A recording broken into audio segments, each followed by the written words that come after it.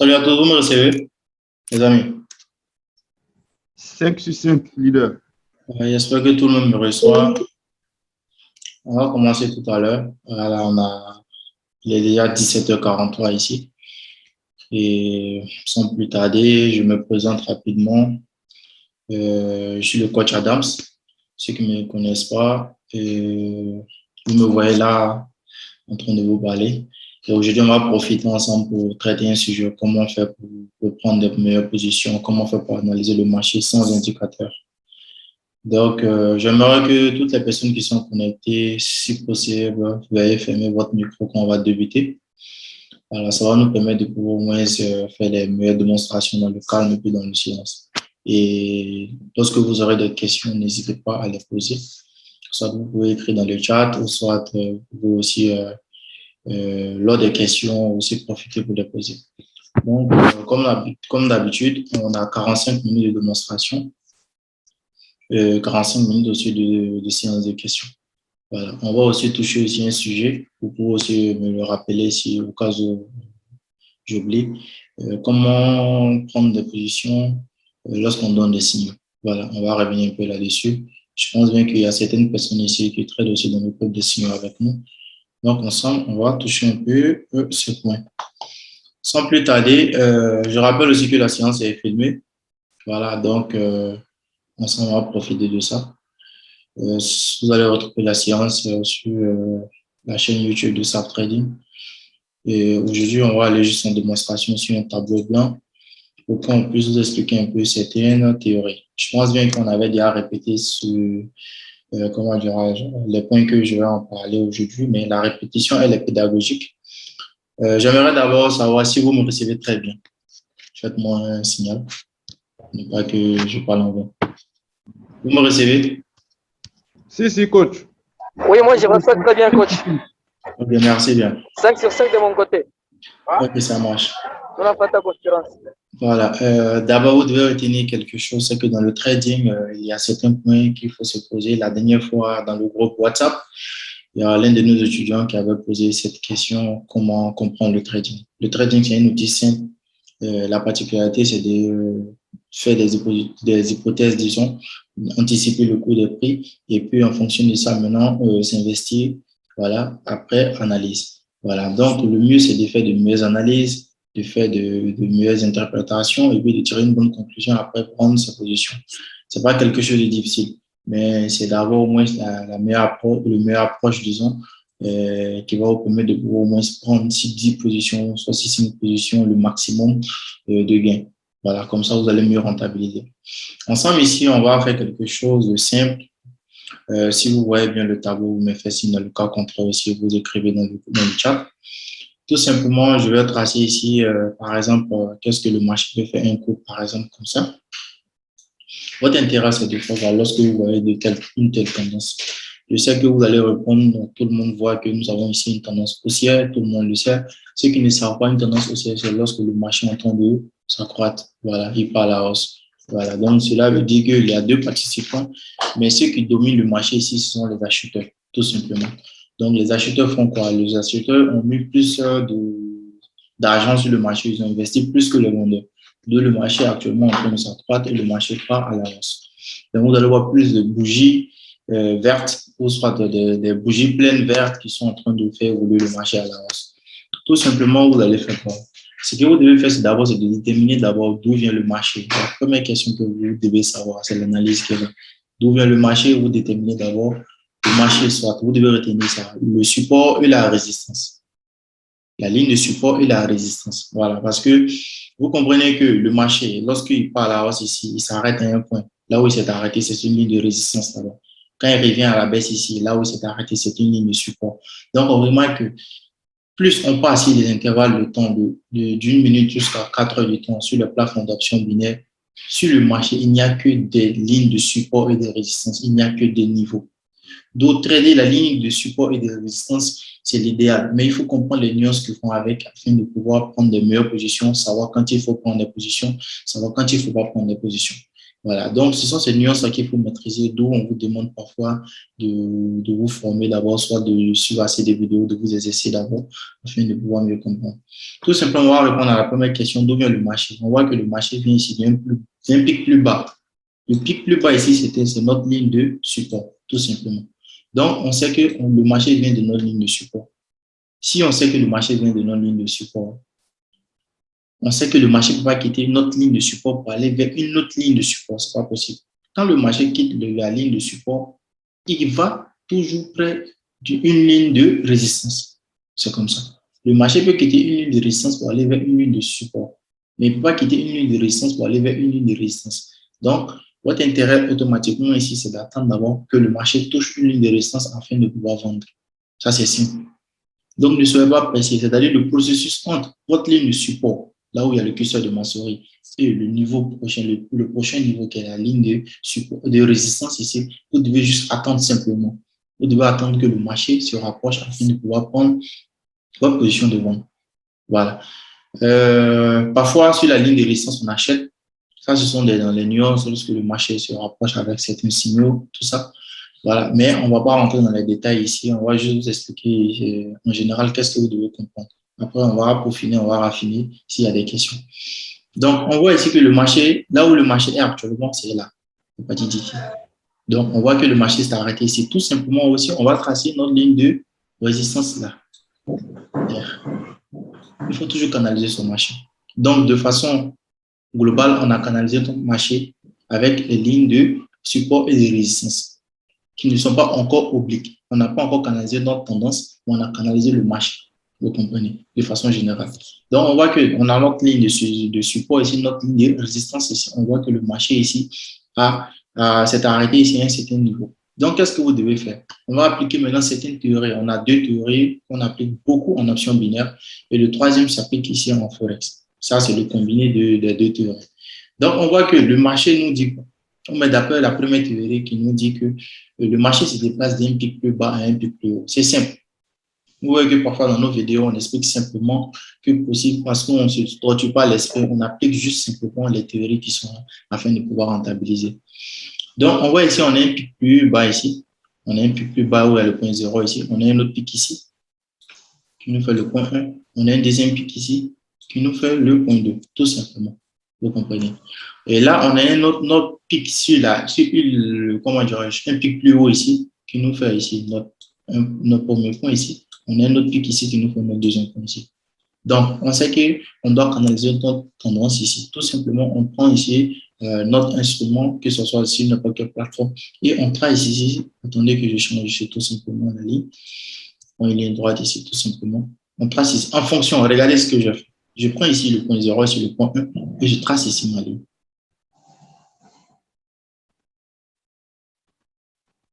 Tout simplement. Vous voyez que ça a traversé ici, mais ne tenez pas compte de tout ce qui est là. Vous savez que vraiment les pics sont de plus en plus hauts. Pourquoi je canalise ici? Je vais vous expliquer. Ici, on a le premier point ici, je vais canaliser ici, tout simplement. Attendez un instant, c'est déplacé. Je clique là. On a le deuxième point et je canalise tout simplement. En fonction du premier point et du deuxième point, tout simplement. Donc, vous voyez que vous allez à canaliser votre marché. Mais on remarque quelque chose qu'à partir d'ici, à partir du deuxième point, le marché est sorti de notre tendance. J'ai tracé cette ligne comme ça, mais on peut l'expliquer avec plusieurs stratégies, plusieurs techniques et avec plusieurs compréhensions. Mais on voit que voilà, le marché ici est sorti un peu de notre ligne de tendance. On appelle ça souvent les fausses cassures. D'où parfois, lorsque le marché se rapproche ici, avec l'expérience, on vous dit de prendre ici une position d'achat de 15 minutes. Ça veut dire que le marché peut faire deux bougies à l'encontre de votre position et une bougie dans le sens de votre position. Le marché va pas respecter à chaque moment à 100% l'interprétation que vous vous êtes dit, ou même soit l'hypothèse que vous avez émise.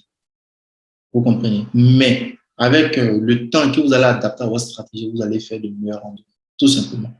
Donc, il y a plusieurs stratégies ici qui vont vous permettre de pouvoir rentabiliser. Le troisième point de compte. Vous comprenez? On a notre premier point ici, notre point 0 ici. Premier point. Le deuxième point ici, vous devez acheter. Vous prenez ici votre position d'achat ici rapidement pour pouvoir rentabiliser. Attendez que je viens ici en arrière. Si vous avez des questions, vous pouvez profiter en même temps pour mettre dans le chat. Je vais faire l'effort de dire et de vous répondre. Vous prenez vos positions ici d'achat ici parce que vous savez que le marché est venu faire un contact ici. Mais il ne va pas respecter parce que vous avez tenu compte du premier point et du deuxième point. il ne va pas respecter ça à 100%. Cela veut dire qu'à partir d'ici, il y a une fausse cassure. De là, ici, il y a une fausse cassure. À partir d'ici aussi, il y a une fausse cassure. Et après, le marché vient faire un bon point de toucher. Vous comprenez? Donc, pour vous dire qu'on a 80% de chances sur le marché afin de pouvoir rentabiliser. L'analyse est simple. Canaliser juste le marché. On a notre premier point sur la ligne de résistance ici, notre deuxième point sur la ligne de résistance ici, de toucher. Et notre troisième point qui n'est même pas venu sur la ligne de résistance. Mais on sait quoi? D'après la théorie, la première théorie de Charles Baux, qui nous dit que le marché se déplace d'un pic, un pic plus bas. Regardez le pic plus bas ici. Ensuite, le pic suivant doit être plus haut que le précédent et les autres pics doivent être plus hauts que les deux autres précédents au fur et à mesure qu'on évolue pour avoir une tendance. Vous comprenez? Donc ça veut dire la première théorie est déjà validée. Sans qu'on ne canalise dans le marché, on peut même prendre des positions automatiquement. Vous comprenez? On peut prendre des positions ici parce que je vois qu'il y a un pic qui est là en fonction des niveaux qui ont été tracés. Je vais je vais vous montrer comment vous pouvez appliquer. Tout simplement, vous devez aussi appliquer la deuxième théorie. La deuxième théorie, c'est la théorie de Charles Baux, qui nous dit qu'on doit avoir 3 positions de correction. Ça nous fait 5 phases. Je pense bien que ça, tout le monde le maîtrise ici. Mais comment l'appliquer, c'est là, je vais de la difficulté ou même soit le vrai point. Tout simplement, on voit ici, on a une pulsion ici. Je change la couleur tout simplement, pour vous montrer tout simplement. Nous avons ici, comment dirais-je, une pulsion ici, une deuxième pulsion ici, et une troisième pulsion. Donc ici, c'est la phase de correction et la phase de correction. Donc ça nous fait une pulsion, une phase de correction, une deuxième pulsion, une autre phase de correction et une troisième pulsion. Ça nous fait 5 phases tout simplement. D'où ça confirme ici notre tendance haussière.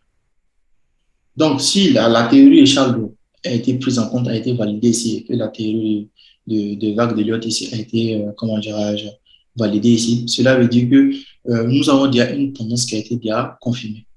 On a plus de 60% ici pour pouvoir prendre nos positions dans la tendance haussière et de pouvoir bien trader ici ce canal. Vous comprenez? Les nuances ici du canal, si vous ne canalisez pas votre marché, ça va être vraiment difficile pour vous parce qu'il y a beaucoup de nuances. Mais en canalisant le marché, vous allez éviter les mauvaises prises de position. Vous allez savoir quand il faut prendre la position ou pas et quand il ne faut pas prendre la position parce que c'est très important. Donc, à partir d'ici, vous savez que vous devez vendre tout simplement.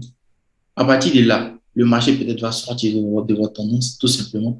Mais à partir d'ici, vous pouvez acheter. Là, vous pouvez vendre parce que vous avez déjà la confirmation ici de votre tendance. Parce que lorsque vous n'avez pas la confirmation de votre tendance, c'est là la vraie difficulté. Et maintenant, pour pouvoir, par exemple, savoir quand il faut prendre ou pas, ça va dépendre maintenant des configurations des chandeliers japonais que vous utilisez. Peut-être vous utilisez comment dirais-je, le Doji Dragon pour savoir quand le marché va faire un retournement, le Persian Line, ou soit vous utilisez l'avalement. En fonction de ça, vous allez savoir quand il faut prendre, ou soit quand il ne faut pas prendre la position. Là, maintenant, ça vient se rajouter là-dessus. Mais il faut analyser d'abord son marché, éviter ces nuances. Ça va vous permettre de pouvoir mieux centraliser et de pouvoir mieux canaliser le marché. Ici, c'est la stratégie des troisièmes points de toucher. Vous pouvez avoir 2 points d'entrée et mieux rentabiliser. C'est-à-dire, à partir d'ici, c'est votre troisième point, vous vendez, et à partir de là, vous achetez. Il y a des tonnes de paires sur le marché, les amis. Vous pouvez analyser 3 marchés, c'est-à-dire 3 paires, disons. Euro USD, GEP USD, et puis USD4, tout dépend de vous. Et vous cherchez sur un canal. Ça vous fait 6 positions par jour. Dans les 6 positions, même si vous avez perdu une seule position, vous êtes en plus. C'est d'avoir un schéma de trade. Pourquoi vous ne rentabilisez pas? C'est la vraie question qu'elle a. Vous ne rentabilisez pas parce que vous êtes impatient. Aujourd'hui, j'ai vu quelqu'un qui a pris 43 positions dans un groupe. Moi, je n'arrive pas. Même quand je comptabilise mes prises de position dans un mois, ça ne fait pas 43 positions. Vous comprenez?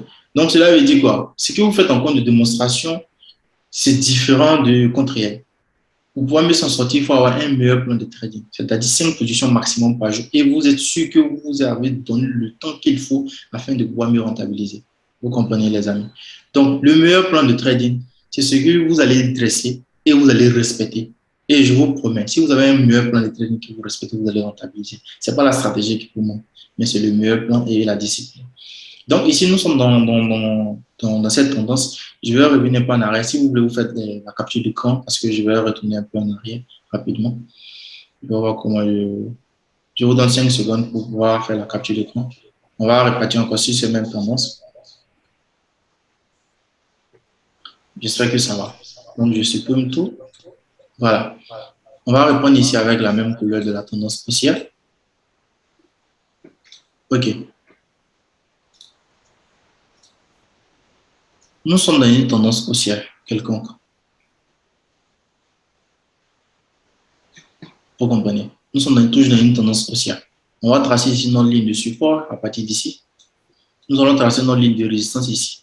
Parce que c'est là-bas le marché s'est arrêté. Il faut toujours canaliser comme ça son marché. Voilà. Et puis après, vous allez voir comment le marché s'est arrêté, tout simplement. Je change la couleur ici pour mettre en rouge pour qu'on puisse voir. On a notre point ici, notre point 0, notre deuxième point ici, comme je viens de le tracer. Et en fonction des deux, je canalise ici mon marché. OK? Donc, vous venez voir que je viens de canaliser mon marché en fonction d'ici et du deuxième point là. Je n'ai pas tenu compte du troisième. Je vais revenir en arrière. Certaines personnes, quand ils arrivent sur le marché, ils se disent quoi? Bon, OK, je vais tracer ici, je vais prendre tout en compte. Vous allez éviter ça. Vous allez avoir il y a des nuances que vous n'allez pas comprendre. Il y a des nuances que vous n'allez pas comprendre. C'est bien vrai que vous avez tenu compte de ce point, au moins de celui qui est là. Mais à partir d'ici, quand le marché est sorti de là, vous n'allez pas mieux comprendre. Donc, d'où il faut tenir compte du premier point, le point à partir d'ici, le deuxième point, et vous tracez votre ligne.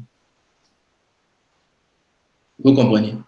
Donc, on peut venir ici, par exemple, on va tracer ici notre ligne ici de tendance, tout simplement, en fonction du premier point et du deuxième point ici. Je vais changer ici pour vous marquer cela. On a notre point 0 ici, notre point 1 là. Le premier point de contact, le deuxième point de contact ici. On a déjà canalisé notre marché. Après, si vous voulez juste tenir compte de ce point, vous pouvez tracer ici votre ligne avec tout simplement comme ça. Vous comprenez? Là, comme ça, vous allez voir d'autres nuances et en fonction de ça, vous allez savoir si le canal a grandi ou pas. Mais le mieux, c'est de tracer d'abord comme ça, tenir compte du premier et du deuxième. Et je sais de quoi je suis en train de vous parler. Suivez, vous allez voir un peu de quoi je suis en train de parler. Donc, tout simplement, qu'est-ce qu'on va faire? On a notre premier point ici, notre deuxième point ici. En fonction des deux, on va tracer ici notre ligne de tendance. Tout simplement. Et si vous remarquez, parfois, le marché sort de votre ligne de tendance que vous avez remarqué, vous avez tracé. Et si vous savez que le marché est sorti ici, parce que dans le trading, avec l'expérience, quand le marché fait une fausse cassure sur une ligne de résistance ici, à 75% ou 80%, quand il va se rapprocher près de la ligne de support, il aura une cassure vers la baisse. Mais si vous avez mal tracé votre ligne de tendance, que vous avez considéré ici, et vous ne savez pas que c'est une fausse cassure, à partir quand le marché va se rapprocher sur la ligne de support, vous allez vouloir acheter. D'où hier, quand on a donné les signaux ici, il y avait un signal sur la ligne de support, je donne le signal de vente. Certaines personnes m'ont suivi, d'autres n'ont pas suivi, mais c'est avec l'expérience, les amis. Parce qu'au-delà, le marché avait fait une fausse cassure et puis il n'était pas parti se renouveler. Donc, quand on voit ça, on sait que vraiment il y a préparation de cassure. Cela veut dire que les acheteurs n'ont plus assez de force. Ça, c'est l'explication de la psychologie du trading. Mais il y aura une cassure à la baisse ou soit une fausse cassure. Mais le temps qu'on avait pris 15 minutes a été favorable. Il y a même les résultats dans le groupe Telegram, dans le groupe WhatsApp. Voilà. Donc, c'est un peu ça, les amis. Tracez votre ligne de tendance comme ça, simplement. Ce n'est pas quelque chose de difficile. Et vous voyez, je suis en train de vous expliquer. Donc, ici, on a notre point ici. Notre point 1, notre point 2. Vous pouvez appeler ça point A comme point B ici. Tout cela dépend de vous. Mais le mieux, c'est d'avoir les deux points de contact. Comme on le dit souvent en mathématiques, pour tracer une droite, il faut avoir deux points. Premier point de contact, deuxième point de contact, tout simplement. Vous allez tracer ici votre ligne de tendance. À partir d'ici, tout simplement, vous achetez et ici, vous vendez. OK? Vous achetez ici, vous vendez là. Ça vous fait déjà un maximum de points. Si vous avez 100 $, que vous prenez 10 $, par prise de position, ça vous fait déjà un bon rendement avec la patience. Donc, ici, qu'est-ce que je fais? C'est qu'à partir d'ici, on a ici, on voit que le marché fait une fausse cassure ici, il vient faire une fausse cassure ici. Bon, à partir d'ici, il est toujours sur la zone. On va considérer ici que c'est une zone, c'est une ligne, mais vu qu'on a tracé ça avec l'épaisseur, elle est tellement petite. Donc, on voit ici qu'on a une fausse cassure. Ce qui est intéressant ici dans ce que je viens de faire, c'est que, regardez, le marché vient de se renouveler ici. Et vous voyez qu'à partir de ce même point, il a fait encore un autre point à partir de là. Cela veut dire quoi? Que d'après la théorie de Charles Bloch qui nous dit que les pics doivent être de plus en plus hauts, ce qui confirme la tendance haussière, à partir d'ici, les pics ne sont plus de plus en plus hauts. les pics sont de plus en plus sur la même ligne. Ce qui veut dire que la théorie de Charles Doe ne va plus fonctionner à partir d'ici. Cela nous donne ici un signal qu'il y aura un inversement de tendance. Je ne sais pas si vous avez déjà remarqué cela dans les vidéos, mais il y a un titre de la vidéo qui est sur la chaîne YouTube qu'on appelle le secret. Donc, vous allez voir sur la miniature. On a expliqué cela. Donc, regardez ici. On voit ici que le premier pic, le deuxième pic, le troisième pic ici, le quatrième pic ici sont de plus en plus hauts. Mais pourquoi le cinquième pic ici est sur la même ligne que le quatrième? Cela veut dire qu'il y a une nuance. On remarque ça à chaque moment sur le marché. Tenez compte de cela. Ça va vous permettre de pouvoir éviter. Parce que quand vous allez voir que le marché s'est arrêté ici, à partir d'ici, vous allez vouloir acheter. Quand vous allez acheter, vous allez perdre. Parce qu'on vous a dit non, que sur le point de toucher ici, il faut acheter. Pourquoi on voit ici? Après avoir fini de remarquer cela, on donne un signal de vente sur la ligne de support. On sait qu'on n'achète pas, on ne vend pas sur la ligne de support. Mais parfois, on vend sur la ligne de support parce que le marché n'a pas respecté une théorie, tout simplement. Donc, les pics ne se sont plus renouvelés parce que le marché, ou même soit les acheteurs, n'ont plus assez de liquidités pour faire déplacer le marché vers la hausse. D'où, à partir d'ici, le cinquième point de toucher, qui est sur la ligne de résistance ici, devient le premier point de la tendance baissière qui est en train de se former, et le deuxième point de la tendance baissière ici, et ici le troisième point ici de la tendance baissière. Donc, à partir d'ici, je change la couleur pour vous montrer ici une certaine différence en orange ici. On va essayer qu'on aura ici tout simplement une tendance baissière, une préparation d'une tendance baissière, tout simplement. À partir de ce point. Le premier point et le deuxième point, on a une tendance baissière ici. Ce qui veut dire qu'à partir d'ici, on a une tendance aussi, on a le point de support, et le deuxième point ici, on trace ici notre tendance, tout simplement. Je vais vous marquer ici. Ici, on aura ici notre premier point et le deuxième point. Donc, vous voyez comment le marché quitte une tendance haussière pour venir une tendance baissière. Mais lorsqu'il doit quitter une tendance haussière pour aller dans une tendance baissière, c'est qu'il y a une théorie qui n'a pas été respectée. La pratique fait partie de la théorie, les amis. Donc, si vous voulez faire de l'argent ici, il faut apprendre. Il faut se former. Il faut connaître certaines nuances. À partir d'ici, on voit que le quatrième point et le cinquième point, retenez ça, sont sur la même ligne. Cela veut dire que les acheteurs n'ont plus assez de force parce que d'après la théorie de Charles Doe, les pics doivent être de plus en plus hauts. Les suivants doivent être de plus en plus hauts et les précédents doivent être de plus en plus bas dans une tendance haussière. Vice-versa pour une tendance baissière. Vous comprenez? Donc, nous sommes dans une tendance comme ça. Vous évitez en même temps les nuances pour prendre des positions ici pour vous battre en moins. En même temps, ça vous arrange. Le premier moyen et le plus grand moyen pour se faire de l'argent, c'est de ne pas en perdre davantage, les amis.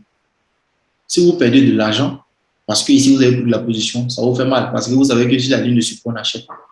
Mais quand vous savez que vraiment, parce que le marché n'a pas respecté une certaine théorie plus haut, vous évitez un peu la nuance. Vous économisez votre argent tout simplement. C'est comme ça que vous allez faire un bon rendement, tout en respectant ici certains principes, certaines théories. Voilà. J'espère que j'ai bel et bien expliqué les petits contours qui sont là. Il y a encore une autre explication. Il y en a plusieurs. Vous pouvez profiter pour faire la capture d'écran.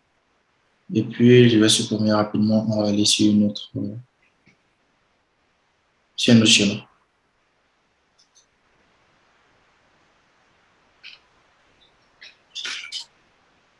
Je vous donne 5 secondes, les amis.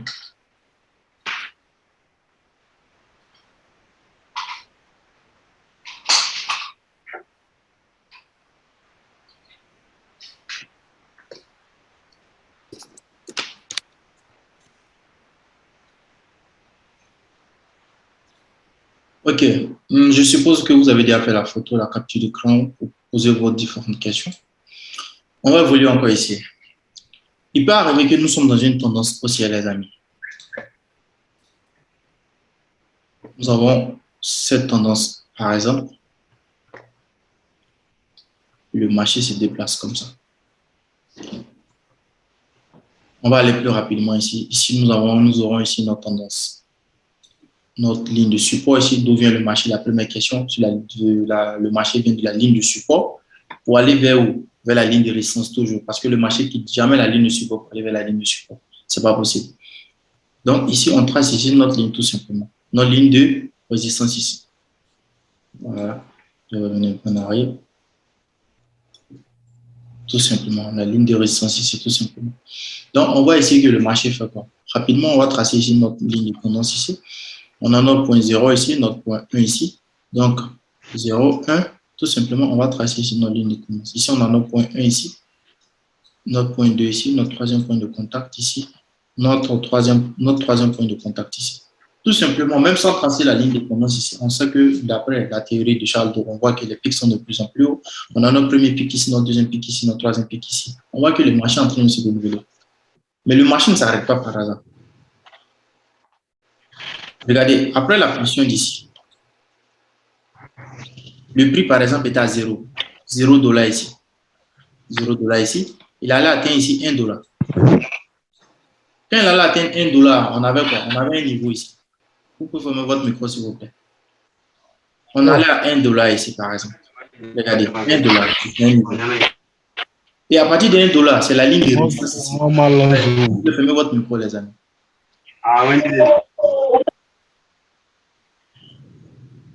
Merci bien.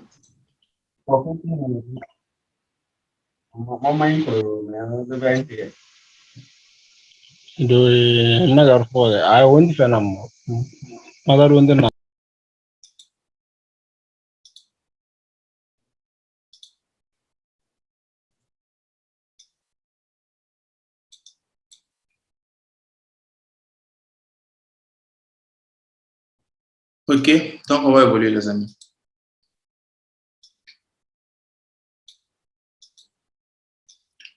On va évoluer ici. C'est-à-dire le marché a quitté 0 $ pour venir à 1 $ ici. Il ne s'est pas arrêté par hasard. Il s'est arrêté parce qu'en arrière, il y avait un niveau là-bas. Par exemple, je vais tracer le niveau ici, on ne voit pas, mais quand vous allez augmenter le temps, vous allez voir le niveau. Et regardez ce qu'il a fait. Il est revenu ici sur un autre niveau de support, un petit niveau de support où le marché coûte 0,5 $. Et ceux qui avaient mis 1 $ ici, ils ont renforcé leur position à partir d'ici pour propulser le marché jusqu'à venir faire ici 2 $. Et quand il a quitté là-bas, il est venu où? Il est venu sur le niveau de résistance qui était ici, qui était à 1 $, qui s'est arrêté ici,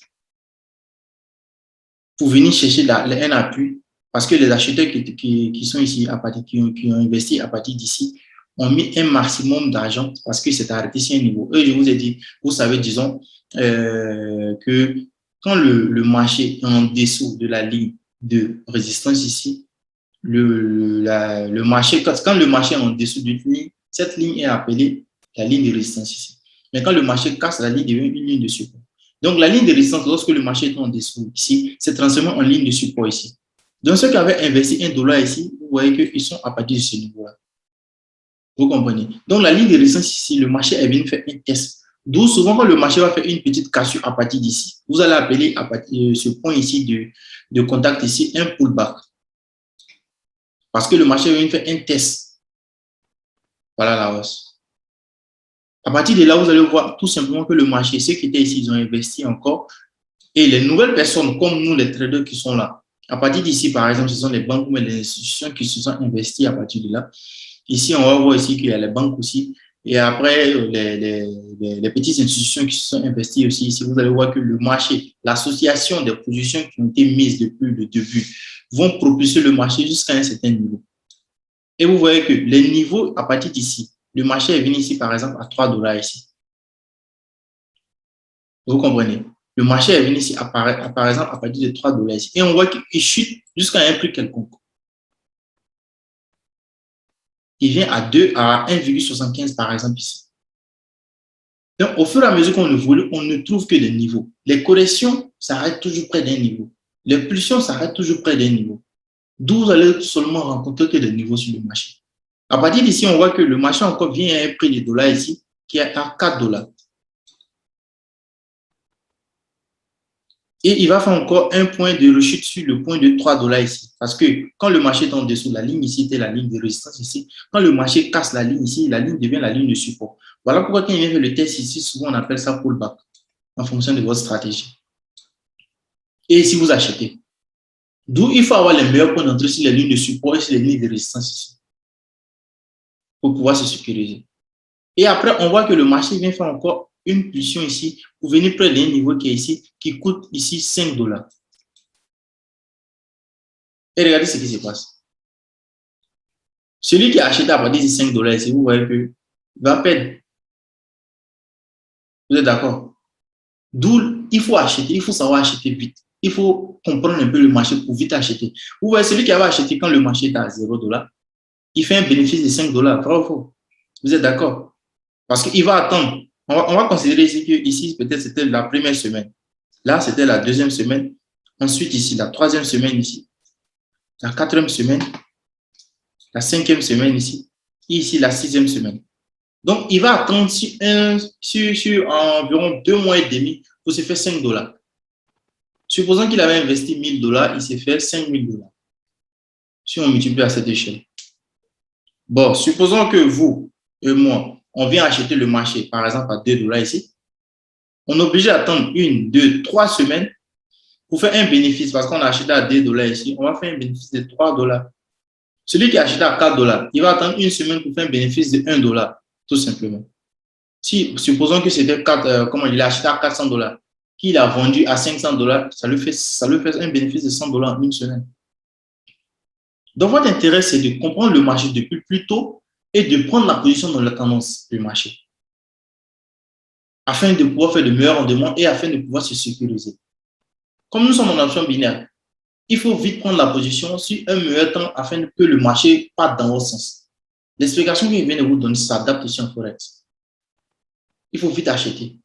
Quand il faut acheter, il faut comprendre la psychologie du marché afin de pouvoir se lancer.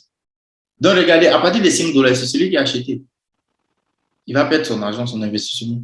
Parce que 5 $ ici, on voit ici que le marché est toujours à 5 $ ici. On voit qu'il est toujours à 5 $ ici. On voit qu'il est toujours à 5 $.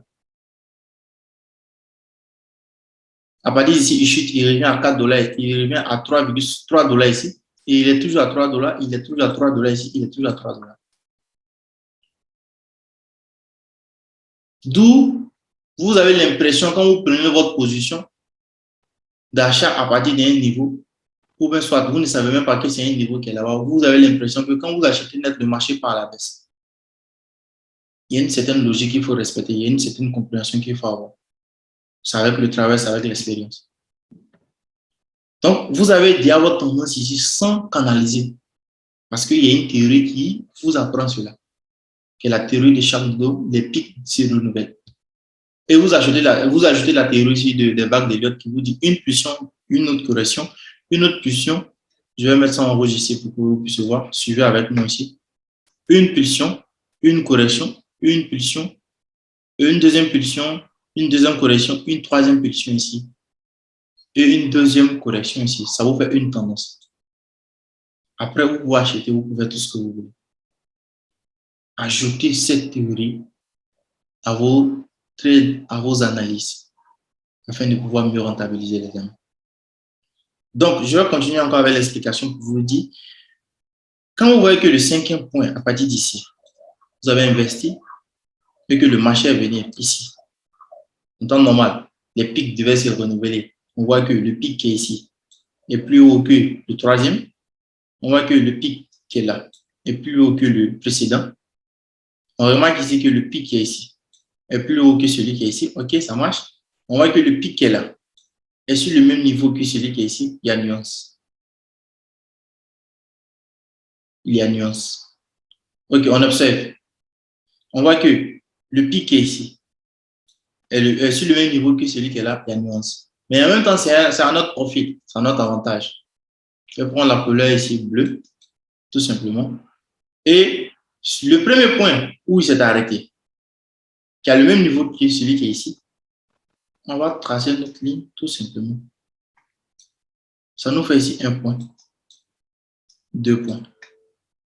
Ici, vous êtes arrêté une fois. Ça nous fait ici un point, 2 points. Donc, après la tendance haussière, on a un canal neutre. Et le canal neutre, quand le marché vient faire contact ici, tout simplement, vous achetez. Je ne sais pas si on voit la couleur jaune. Je vais prendre ici la couleur orange. Vous achetez automatiquement. Quand il vient toucher ici, vous vendez. Parce que ni les acheteurs ni les vendeurs ne contrôlent le marché. Parce que le canal est neutre. Nous sommes dans un corridor. Et le corridor, dans la plupart des temps, se forme après soit une tendance haussière ou soit après une tendance baissière. Donc, tant que le marché vient toujours toucher notre ligne de support, on achète. On vend vers notre ligne de résistance, on achète vers notre ligne de support. Au fil du temps, vous allez voir que le canal neutre ne va plus fonctionner. Et comme il ne va plus fonctionner, on va aller encore sur notre schéma pour vous expliquer, vu que le tableau est petit. Mais j'espère que vous avez compris ce point. La tendance haussière, on la trace, on la répète en fonction des théories qu'on a. On n'invente pas ses propres données, les amis, s'il vous plaît. Après la tendance haussière, si vous êtes patient, vous êtes calme, vous allez avoir une tendance neutre ou soit un inversement de tendance à la baisse. Forcément, le marché ne va pas faire 3 mois dans une tendance haussière. Il va faire soit des petites corrections, des corridors, une petite tendance baissière. Ensuite, il va continuer son chemin. Donc, dans l'inversement des tendances, ça peut être aussi un profil pour vous, comme ça peut être mauvais pour vous. D'où on vous explique un peu ces nuances. Ces explications, ils donnent dans la formation payante. Mais je vous donne celle-ci aujourd'hui pour que vous puissiez appliquer afin de pouvoir mieux vous en sortir. D'où les signaux, qu'on donne les signaux, vous voyez qu'on traite tout dans les signaux. Parce qu'on comprend le marché en long et en large. Et on a 80% de compréhension, mais soit de chances que le marché parte dans nos sens. Et 20%, ça arrive parfois qu'on a moins. D'où on ne se décourage pas et puis on évolue au fur et à mesure. Mais trader, c'est que vous connaissez. Parce que si vous ne tradez pas, c'est que vous connaissez. Vous êtes victime du marché. Vous comprenez? Vous êtes suiveur. Et le mieux, c'est de ne pas être suiveur, mais c'est d'appliquer ce qu'on maîtrise. Comme ça, vous limitez un peu les dégâts. 5 secondes pour faire la capture et puis je vais vous montrer ici quand il ne faut plus prendre la position dans un canal neutre.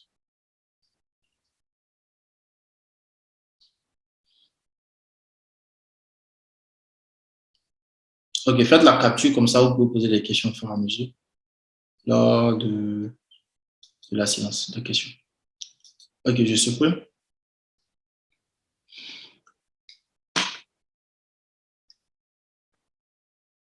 On va tracer ici une tendance comme ça, neutre, par exemple.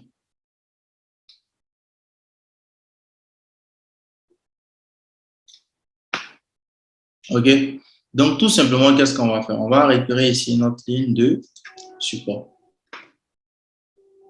On a notre premier point ici, notre deuxième point. En fonction des 2 points qu'on trace, les amis. Je répète ça. Voilà. Premier point, deuxième point. Attendez que je change le point ici, la règle directe. Premier point, deuxième point. OK. Le premier point ici aussi. Donc, je vais bien en arrière un peu. Le deuxième point là. OK, super. Donc, qu'est-ce que vous devez faire lorsque vous êtes dans un canal neutre ou soit vous êtes dans un corridor couramment appelé? D'abord, je vais marquer ici. Premier point, deuxième point de contact. Premier point, deuxième point de contact. Ici, vous pouvez prendre près de 4-5 positions ici dans un bon corridor. Ici, vous pouvez acheter. Là, vous pouvez vendre parce que ici, ni les acheteurs ni les vendeurs ne contrôlent le marché. Ce qui est intéressant dans le corridor, d'où le corridor rapporte plus d'argent que les tendances, parce que les tendances, on ne sait jamais. Les tendances, lorsque vous êtes dans une tendance haussière, les acheteurs sont plus dominants que les vendeurs. D'où il est préférable de prendre les positions aussi dans la tendance du marché. Mais souvent, prendre des positions aussi de tendance en fonction de votre stratégie aussi. Il y a certaines personnes qui aiment bien trader les tendances. Lorsque vous êtes dans un corridor, c'est 50%, 50%. Acheteurs et vendeurs.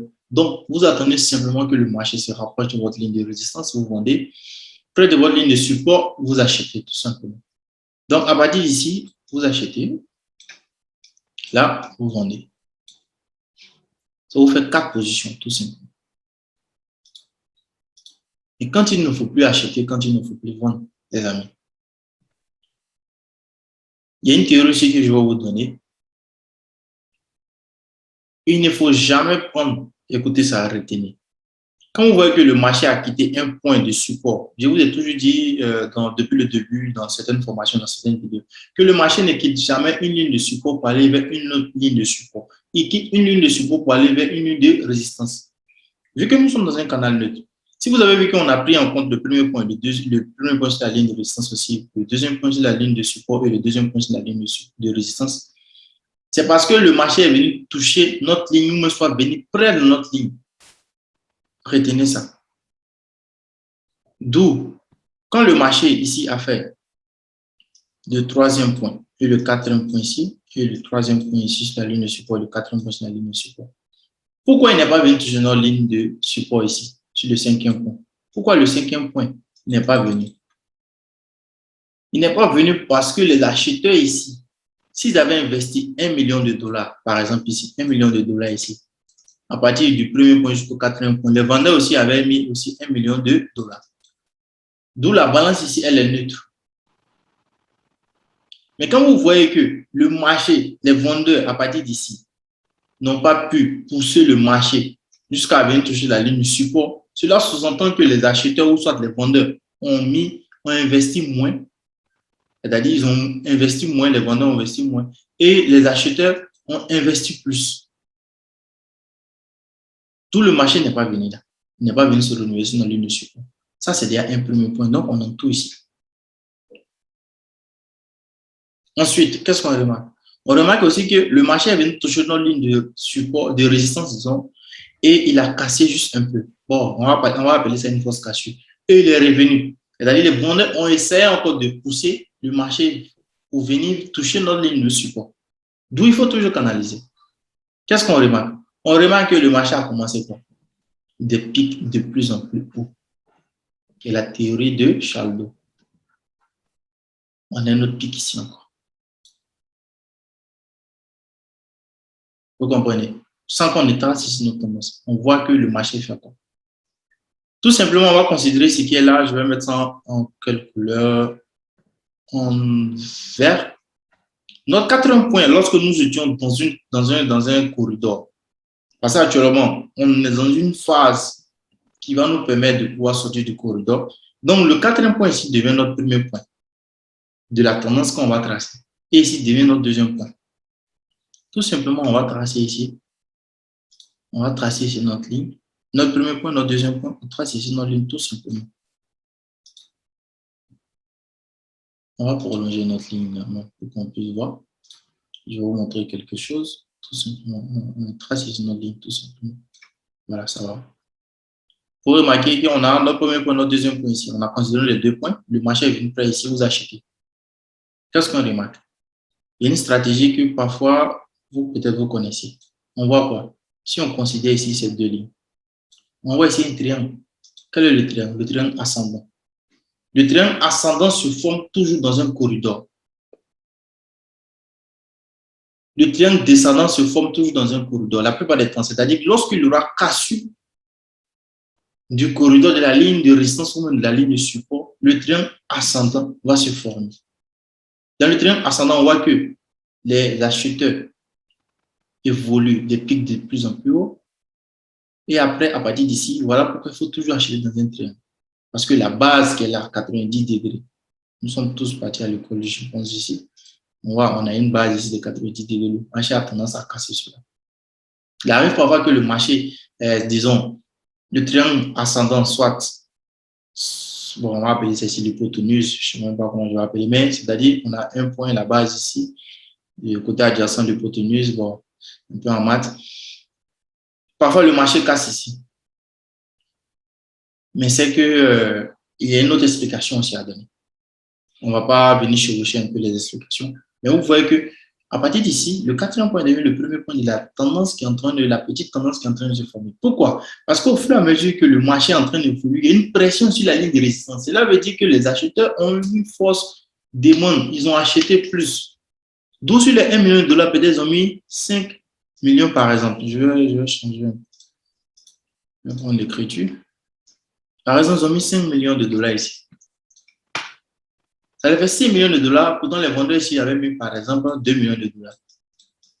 Ça fait 3. Donc, 52, vous voyez que les acheteurs vont dominer, ils vont gagner. C'est cette logique que vous devez comprendre.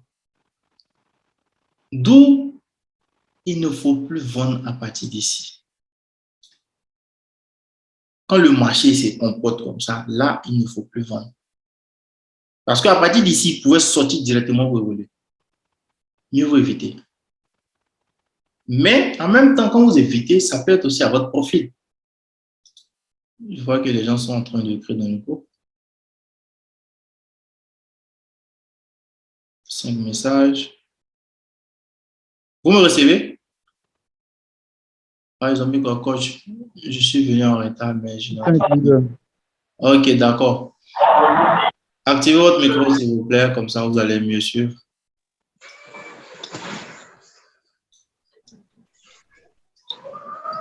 Il y avait un instant là.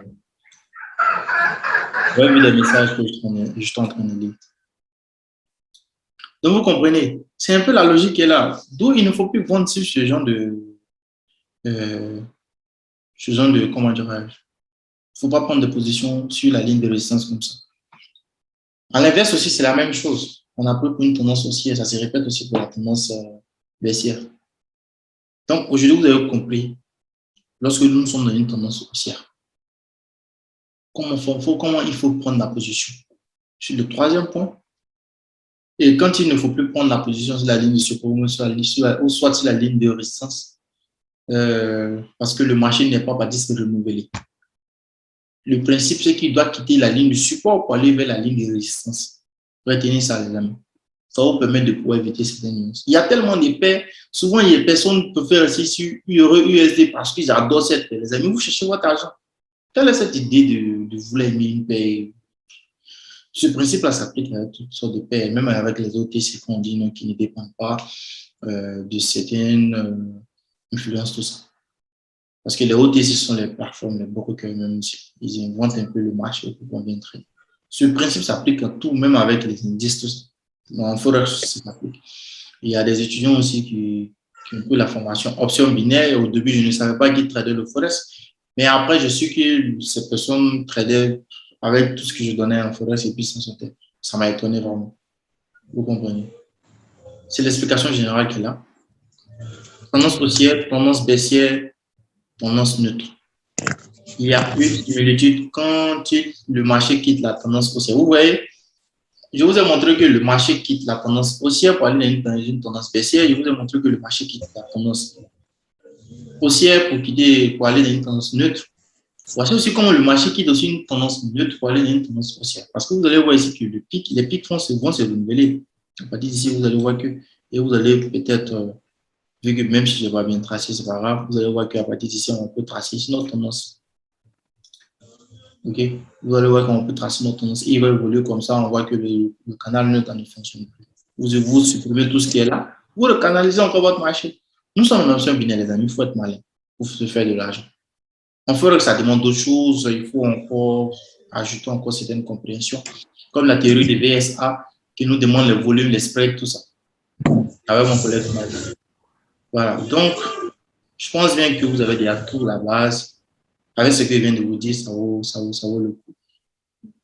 Et je pense bien que ce genre de formation, c'est rare même que je le fais. C'est la toute première fois que...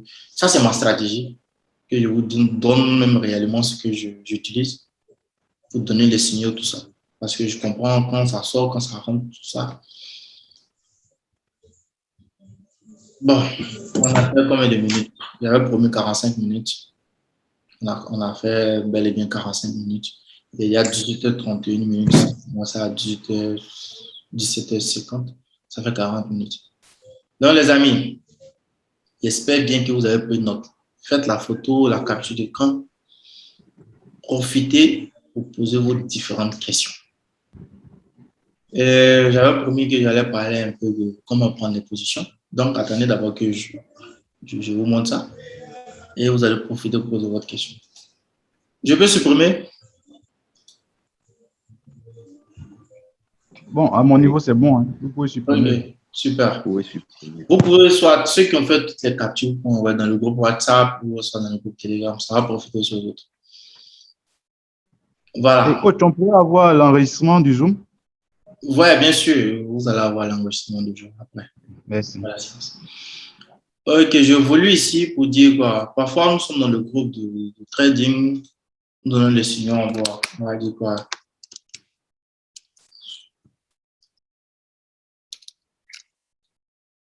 Attendez, je viens, héros. Je prends un exemple rapidement, hein. Par exemple, USD, achat, achat, 15 minutes. Ok. Euro USD, achat 15 minutes, les amis. C'est simple.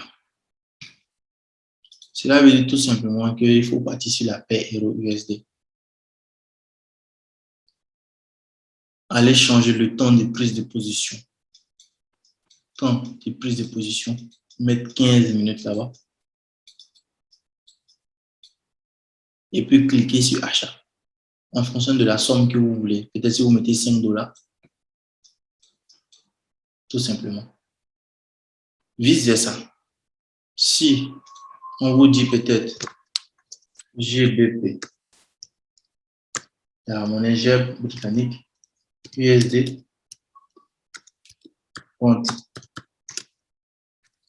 15 minutes.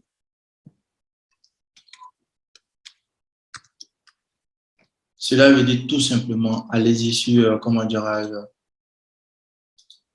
vous partez chercher la paire GBP USD. Là où c'est en rouge, c'est la position des vendeurs. Vous prenez le temps de prise de position qui est égal à 15 minutes. Vous mettez vos 5 $, tout simplement. Il n'y a pas quelque chose de difficile. Parfois, je vois des personnes qui m'écrivent en privé, ils ne comprennent pas comment les prises de position se font.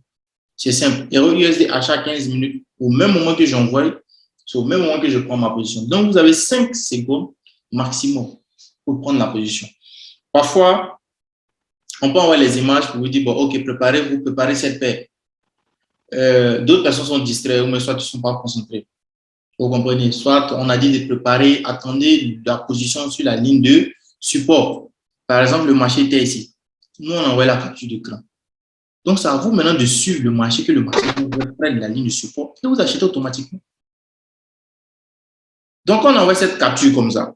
Celui qui n'a pas compris, il achète directement. Si le marché est parti à l'encontre de sa position, ça nous, bon, en tout cas, nous, ça ne nous plaît pas. Mais c'est parce qu'il n'a pas de base. Vous comprenez? C'est parce qu'il n'a pas de base. Parfois, on envoie ce genre de signaux pour soit le marché est venu près de la ligne de support, il ne sait même pas s'il doit prendre la position ou pas.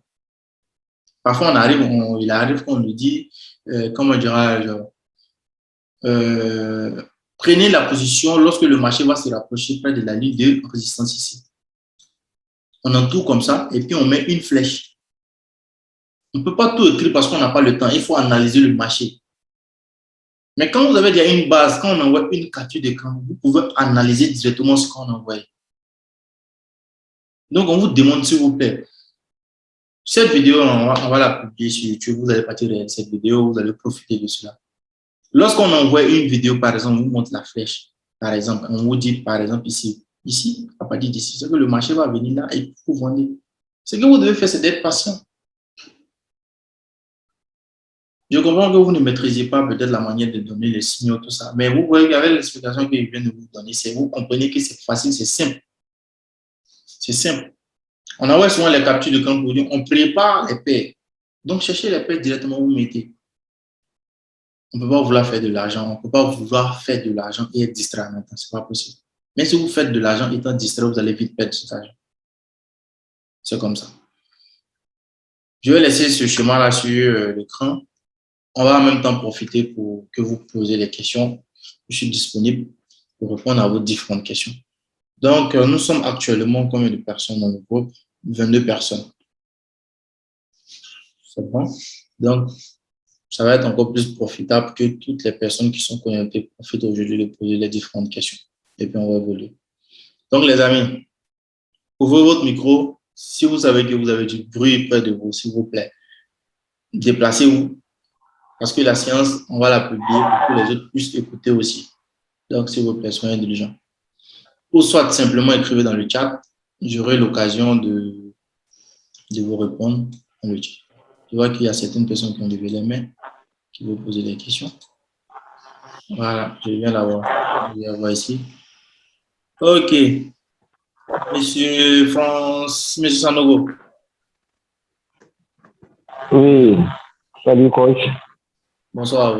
Voilà. Au fait, moi, ma question là, bon, c'est de savoir quand est-ce qu'en réalité on pressent un pullback et une force capsule. Je ne vous sais pas bien, on peut parler un peu plus. Ok. Vous me recevez? Ok, ça va, 5 sur 5. Ok. J'aimerais comprendre quand est-ce qu'on peut pressentir un pullback et une force capsule. Puisque en réalité, dans tous les deux cas, en réalité, on pense qu'en réalité, le marché traverse notre ligne de support ou en réalité notre ligne de résistance. Et maintenant, quand est-ce qu'on peut présenter un pullback? Est-ce qu'il faut attendre en réalité un retournement avant de prendre la position? Ben, dès que le marché revient sur notre ligne, il faut prendre la position en... Ok, c'est une très bonne question. Bon, je suis obligé de supprimer ceci. Hein, je vais répondre à cette question rapidement et puis vous pouvez faire la capture, les amis, et puis on va revenir sur ce point. Simplement, attendez une démonstration rapide. Et vous pouvez fermer votre micro, s'il vous plaît. On a une tendance, par exemple, comme ça, puis le marché est sorti. Voilà. On voit ici qu'on a notre premier point, notre deuxième point. On trace ici notre ligne, tout simplement. En fonction du premier et du deuxième. Regardez. Je trace ici. Voilà, sur le deuxième point, tout simplement. Regardez ce qui s'est passé. La plupart des temps, c'est que comprenez comment le marché est sorti. Comme votre micro, s'il vous plaît, les amis.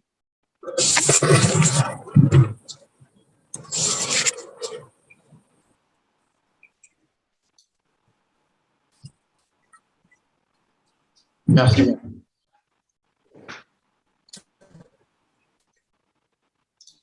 Tout simplement, on a notre premier point ici. On a notre premier point ici, notre deuxième point ici, notre troisième point là. On évolue comme ça. Vous comprenez? Donc, regardez comment le marché avec cet exemple, c'est que pour répondre à cette question, cela va dépendre de comment le marché est sorti. Qu'est-ce qui s'est passé d'abord précédemment? On voit ici que le marché devait se renouveler en fonction des théories qu'on vient d'expliquer. Mais ici, le marché n'a pas bien se renouveler et il est à peu près sur la même ligne qu'ici qui est là, sur le niveau là. Il n'est pas venu se renouveler là. Pourquoi il n'est pas venu? C'est un premier signal d'abord. La dernière fois, allez voir la dernière capture, ou soit l'image que j'envoyais où j'avais plus de positions. C'est que le marché, quand il est venu ici, il avait fait un petit retournement à partir du support. Vous pouvez fermer votre micro, cher ami.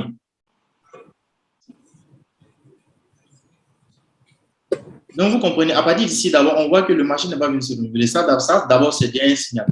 On peut avoir une bougie avec de grands corps qui se rapprochent sur notre niveau de support. Cela montre d'abord une certaine pression. Vraiment. Vous m'entendez?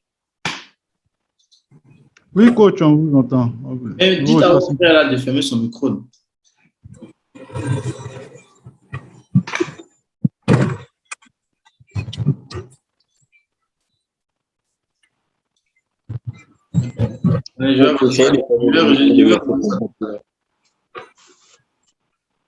Merci.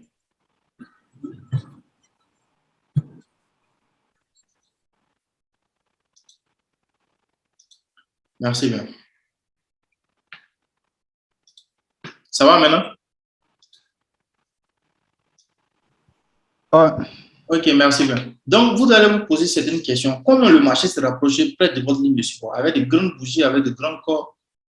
Vous allez voir une certaine pression que le marché ne met pas assez de temps pour venir près de votre ligne de support.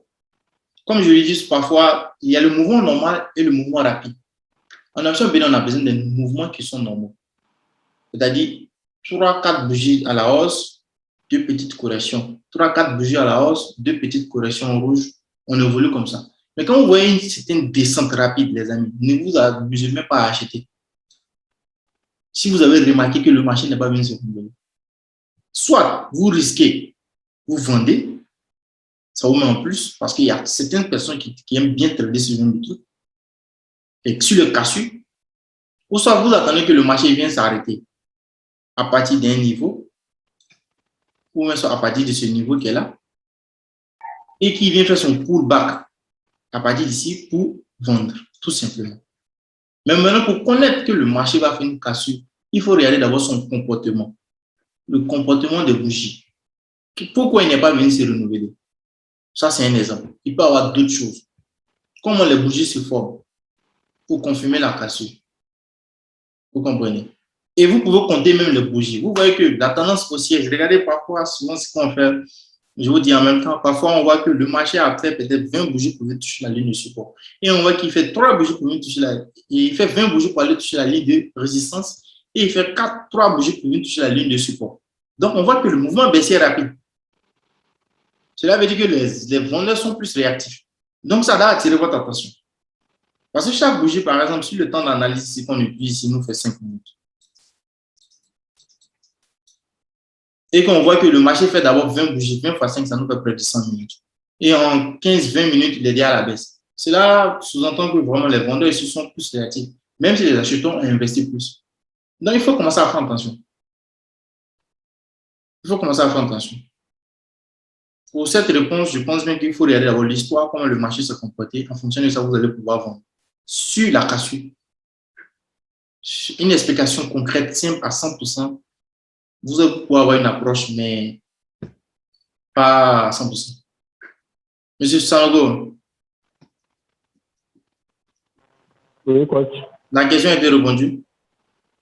Très bien répondu. Merci bien. Merci. Je vous en prie. Attends, je vais voir ceux qui ont levé la main. Il y a monsieur Colin Loco. Vous pouvez poser votre question. Si vous êtes là.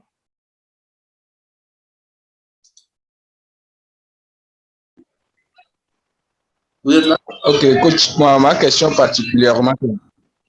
Alors, vous me suivez? Oui, 5 sur 5, on vous reçoit.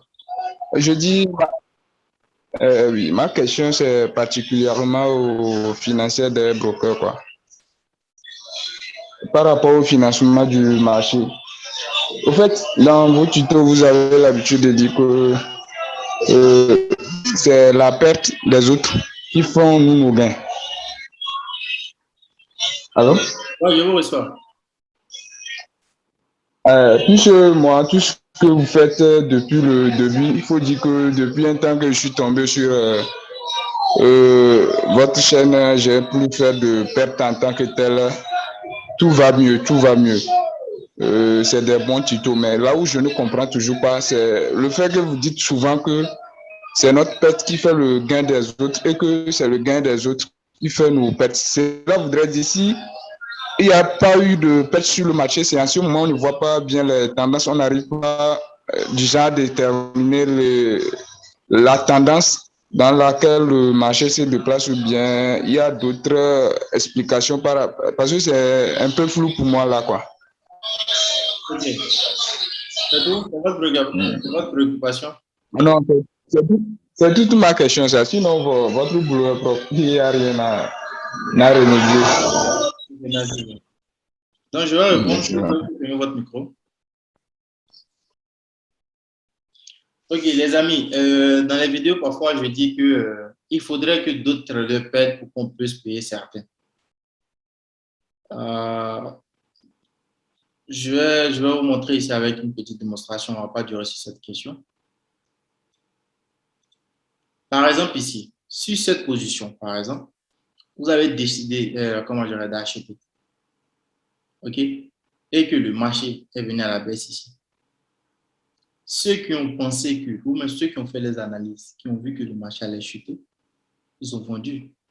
Si par exemple, il y a eu 3 personnes qui ont vendu ici, et qu'il y a eu 5 personnes qui ont acheté ici, on va prendre le même nombre, 3 personnes ici. Pour qu'on puisse payer les 3 personnes qui ont rentabilisé sur le même temps ici, il faudrait que aussi votre argent ici, vous perdez. C'est parce que vous avez perdu. Cela veut dire quoi? Qu'il y a 2 participants. Soit je suis acheteur sur une position à un certain moment, et dans un pays à Singapour, ou même soit dans toute ville, il y a un vendeur qui est là-bas. Entre nous deux, soit le marché a trois éventualités. Soit tu paies, tu rentabilises, ou soit on te retourne ton argent. Et si on me retourne mon argent, on retourne l'argent de l'autre aussi. Et le broker paie. Le broker a 20%, c'est-à-dire le broker nous donne 82% souvent sur les paies. Pourquoi il ne nous donne pas 100%? C'est dans le forex qu'on a 100% en fonction de l'investissement qu'on veut faire, du PIPS. Souvent, on nous donne 90% sur certains brokers. Cela veut dire que si on investit 100 $, par exemple ici, on fait un bénéfice de 90 $ ici. Vous comprenez? On fait un bénéfice de 90 $. Mais à un certain niveau, à un certain moment où j'ai acheté sur une position ici, il y a d'autres personnes dans un autre pays ou me soit proche de moi qui ont vendu. Et quand je paie, le broker fait le ratio rapidement. Donc, pour que d'autres traders puissent gagner, il faut que certains puissent perdre. Il n'y a pas de... Au fait, ce que je veux expliquer, c'est qu'ils ne font pas exprès. Mais c'est pour dire quoi? Il y a plus de personnes qui ne connaissent pas le marché. Voilà pourquoi ils perdent plus. Comment les brokers font pour se faire de l'argent? Ils invitent les personnes à venir trader parce qu'ils savent que beaucoup de personnes ne maîtrisent pas le trading. Moi, personnellement, j'en ai payé beaucoup. J'ai payé beaucoup de traders parce que j'ai perdu aussi. Mais actuellement, c'est certaines personnes qui perdent pour qu'on puisse rentabiliser aussi. Arrivé à ce moment, on a été à ce niveau où on payait certaines personnes. Quand je dis payer, j'utilise le bon mot. Parce que beaucoup de personnes ne disent pas la vérité. Il faut le dire. Le véritable problème, parce que vous n'avez pas de base. Comme on vous dit ça maintenant, soit tu veux réellement apprendre le trading, donc comme ça, tu vas aller apprendre les bases. On a été victime de ça aussi, où on ne nous disait pas la vérité, mais après, on a compris que vraiment, il faut le dévoiler. Si vraiment vous savez réellement ce qui se passe, vous serez prêt psychologiquement et vous allez vous donner. J'espère bien que je répondais à cette question. Il y a M. Aziz Adam. Ah, super, coach. C'est pas encore fini. Ouais, je vous écoute. Non? Bref, je comprends que c'est le... Comment dire? Les créateurs de brokers, c'est au fait quand nous perdons, c'est à eux le plus peu revient ou bien ils ont une commission déjà sur nos dépôts de la transaction. Non, la commission de broker, c'est tout simple. C'est-à-dire que le pourcentage qui vous donne, pourquoi vous ne rentabilisez pas à 100%? Vous rentabilisez à 80%. Les 20% les appartiennent. Imaginons qu'il y a près d'1 million de personnes qui ont tradé et que les brokers ont 20%. Vous comprenez que les brokers rentabilisent. Et maintenant, comment ils font maintenant pour payer les traders? Les traders gagnent maintenant, c'est la totalité des 100% que vous avez perdu quand vous avez investi 100 $. Celui qui a gagné ailleurs, il le paye 80% de 100 $, ça lui fait 80 $ et les 20%, les brokers en poche. Parce que vous utilisez la plateforme pour aller trader, vu que le trading maintenant est une activité lucrative. Avant, c'était vraiment difficile, il n'y avait pas tout ça. Ça peut aller? Ah, ok, c'est bon. Merci bien. Merci. Merci Aziz, vous pouvez poser votre question. Ok, bonsoir coach. Merci pour cette opportunité. Moi, j'ai jamais tradé. Hier, je parcourais Telegram, j'ai eu envie de tomber dans un groupe trading et apprendre. C'est comme ça que je suis tombé dans votre canal et j'ai vu qu'il y avait une formation pour aujourd'hui. Ouais. Bon, jusque-là, j'ai suivi un peu, j'ai suivi de long en large et c'est que j'ai beaucoup de points d'ombre, mais la vraie question que j'aimerais poser actuellement, c'est lorsqu'il y a une cassure, on achète à partir du pullback ou bien on peut acheter au niveau de la cassure? La cassure se fait où? À la baisse ou à la hausse? Bon, des deux côtés, au support. On ne peut pas répondre des deux côtés en même temps. Soit on prend la cassure se fait à la baisse, on résout ce problème et puis après on baisse. À la baisse. Si la cassure se fait à la baisse, on ne peut pas acheter. Soit on doit vendre. On peut, si la cassure se fait, par exemple, sur cet exemple ici, si la cassure est en train de se faire à la baisse ici, en fonction de formation de bougie, vous pouvez rentrer directement à la cassure. C'est-à-dire, vous pouvez dire, bon, ok, moi je suppose que le marché va venir à la baisse. Donc, vous vendez directement. Ou soit, vous attendez d'abord que le marché, certaines personnes le font, ils ne vendent pas la cassure. Ils attendent d'abord que le marché vienne faire le pullback ici pour pouvoir vendre. Donc, quand le marché fait une cassure à la baisse, vous devez attendre le pullback pour vendre à la baisse. Quand le marché fait une cassure à la hausse, vous devez attendre le pullback à partir d'ici pour acheter. Ok, d'accord. Donc, vous suggérez à ce qu'on attende le pullback avant d'effectuer soit un achat à la résistance ou soit une vente à la baisse. Un achat au support, parce que quand le marché casse, la ligne de résistance devient support. Ok, d'accord. D'accord. Voilà, c'est un peu ça. Si vous avez des questions, n'hésitez pas pour continuer à poser ou soit revenir encore à poser. Bon, Attendez toujours le pullback, les amis. Avec l'expérience, vous allez comprendre comment le marché se comporte. Regardez comment les bougies se forment, tout ça. Comprenez, hein? Attendez, je vois un peu qui veut poser sa question. Monsieur Sobon. Sabourin. Bonsoir à tout le monde. Salut, d'accord. Oui. Bon, au niveau du pullback et de la fausse cassure, bon, j'ai toujours de doutes par rapport à ça qui vient toujours en moi. Tel que vous l'avez expliqué, il faut attendre le pull. Bon, lorsqu'il y a baisse, quand ça traverse le support, quand il y a cassure du support, ça devient une résistance et il faut vendre. On attend le pullback, on vend. Quand il s'agit de la hausse et quand il y a cassure de la résistance, on attend la résistance qui devient un support et on peut acheter. Maintenant, au niveau de la fausse cassure, parce que c'est toujours là, quand est-ce qu'on peut savoir? Parce que quand ça casse et il y a fausse cassure, c'est là où j'ai un peu de nuance et je ne comprends pas surtout toujours ça. Donc, j'ai eu à poser des questions à des amis qui ne m'ont pas trop donné d'amples explications, quoi. Maintenant, à part ça, au niveau du graphe, parce que quand vous donnez des explications par rapport à la canalisation, pour canaliser, est-ce que le graphe, 1 heure ou 30 minutes ou bien 2 heures, c'est-à-dire, il y a toujours le paramétrage par rapport à ça aussi en tout cas, que je n'arrive pas à trop maîtriser. Et après, bon, entre Do, la théorie de Do et l'Elliott, là, j'ai souvent tendance à savoir si c'est les mêmes. Parce que, bon, j'ai lu un peu les choses, mais je comprends que au niveau d'Elliott, il y a les vagues qui évoluent. Mais au niveau de Do, bon, quand on explique, j'ai tendance à savoir si c'est les mêmes. Donc, c'est un peu mes 3 questions ce soir. Merci à vous.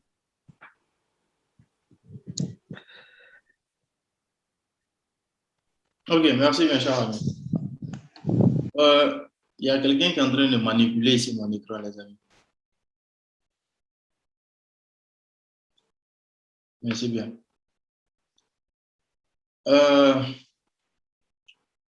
Pour répondre à la deuxième question, vous avez posé 3 questions, je suppose. Pour répondre à la deuxième question, d'avoir le temps d'analyse, nous, on conseille de faire vos analyses sur 5 minutes et vos prises de position sur 15 minutes. Vous pouvez faire aussi votre prise de position, votre temps d'analyse, si vous pouvez la faire sur 15 minutes. Vous comprenez? Et votre prise de position, vous la faites soit sur 30 minutes, soit sur 45 minutes. Parce qu'il faut multiplier le temps d'analyse ici par, comment dirais-je, par 3 pour faire vos prises de position. Pourquoi? Parce que parfois, le marché a tendance à faire des nuances. Voilà, vous comprenez. Donc, le marché a tendance à des nuances. Donc, parfois, pour pouvoir couvrir un peu ces nuances-là, il faut prendre des prises de position comme ça en multipliant le temps d'analyse ici. Supposons que les bougies qui se forment à chaque moment ici font 5 minutes. Donc, votre prise de position ici, vous devez ici prendre ici 15 minutes. Lorsqu'il s'agit de fausses cassures, les amis, les fausses cassures, parfois, on peut donner une tendance comme ça. Le marché sort, il revient, et puis le volume. Donc, qu'est-ce que je vais faire? Je vais tracer ici ma tendance et mon canal, disons, il faut canaliser son marché. Il faut canaliser son marché. Je prends juste un exemple banal. Ensemble, on va voir ici. Qu'est-ce que le marché est en train de faire ici? On va essayer que le marché est sorti. D'abord, je vous conseille d'abord, qu'est-ce que vous devez faire? Tout simplement. Il faut appliquer d'abord les 2 théories que je vous ai données, que vous savez déjà. Donc, on a notre premier point, notre deuxième point, notre premier point ici, notre deuxième point ici. Attendez que je suis ici. Premier point ici, deuxième point ici, pareil ici. Vous comprenez? Donc, on a notre point ici et notre point là. Quand je vous ai expliqué sur, comment dirais-je, comment le marché fait pour sortir de notre tendance ici. Je vous ai dit que parfois, il ne vient pas se renouveler. Ça, c'est bien un signal pour nous dire que vraiment, il aura une cassure. Mais on ne sait pas à quel moment. Parce qu'il pouvait venir ici aussi pour faire ça, et puis on est parti. Donc, quand le marché fait sa cassure, moi, je vous conseille d'abord d'attendre le pullback avant d'acheter. Mais la fausse cassure, ça vous permet, c'est-à-dire, c'est la formation de bougies. Parfois, moi, je vous conseille de rester en option bénéfice des chandeliers japonais pour pouvoir répondre à ça. Vous comprenez? Parce que l'approche du marché, c'est-à-dire quand vous voulez savoir qu'il y a une fausse cassure, vous savez que vraiment le marché vient avec une certaine pression sur le niveau. D'où il y a des points qu'il ne faut pas trader. Mais maintenant, pour pouvoir trader la fausse cassure, si je dois vous répondre là, c'est qu'il faut attendre quand le marché va faire une bougie, deux bougies. La troisième bougie, regardez là où la troisième bougie va se former. La moitié du corps doit clôturer dans votre tendance. Ça, ça avait l'expérience. C'est-à-dire, j'espère que vous me comprenez bien. Une bougie, deux bougies. Mais quand on voit que la moitié du corps de cette bougie est à l'intérieur et la moitié est à l'extérieur, ou même une grande partie à l'intérieur et l'autre à l'extérieur, à partir d'ici, vous vendez. Tout simplement à partir d'ici.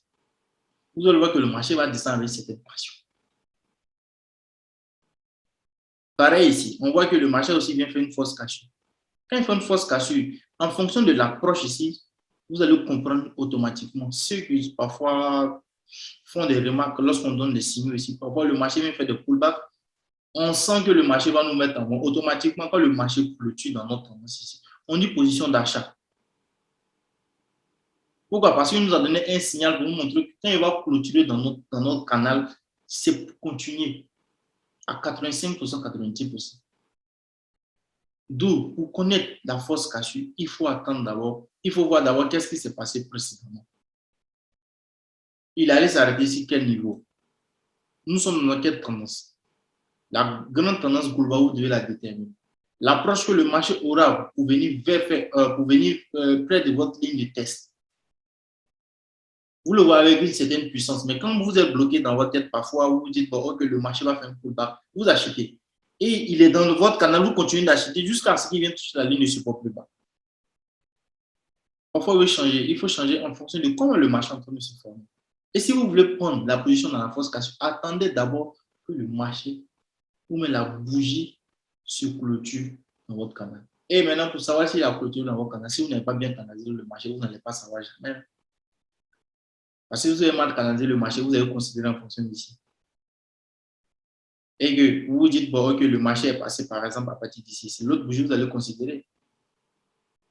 Ça peut vous mettre en moins.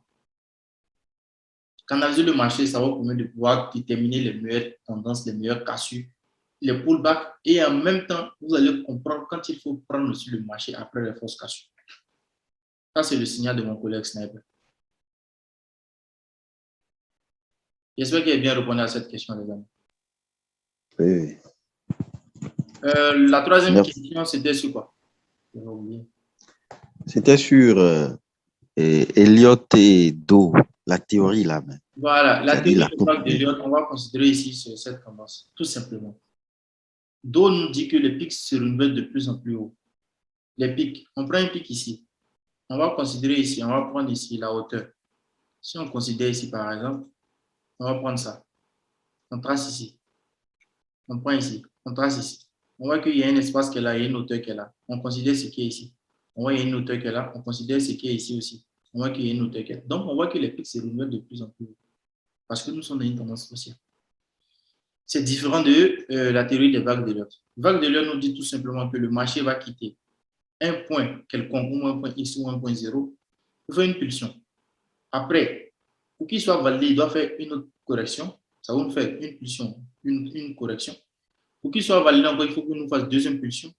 Pour qu'il soit validé, il faut qu'il nous fasse une troisième correction, une deuxième correction. Pour qu'il soit validé, il faut qu'il nous fasse 3 pulsions. Et les 2 corrections ont été validées. Ça nous fait 5 phases. C'est différent de la théorie de Charles Do. Parce que Charles Do nous montre ici que les pics doivent être de plus en plus haut dans une tendance haussière et des pics de plus en plus bas dans une tendance baissière. Vous comprenez?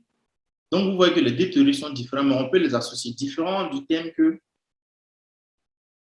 avec les vagues d'Elliott, il faut compter les vagues, 5 phases comment dirais-je, 5 phases sur le marché, 3 phases de pulsion, 2 phases de correction. Vous associez à chaque dos avec les pics, vous associez, ça vous fait déjà une bonne base. Après, maintenant, vous pouvez traiter le troisième point de contact si vous voulez attendre le pullback, tout ça, ou même de sortir les cassures. Vous avez encore une autre question?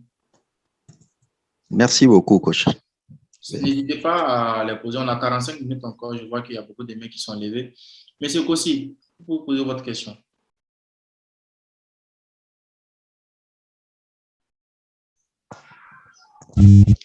Oui, bonsoir, coach. Salut à vous, Charal.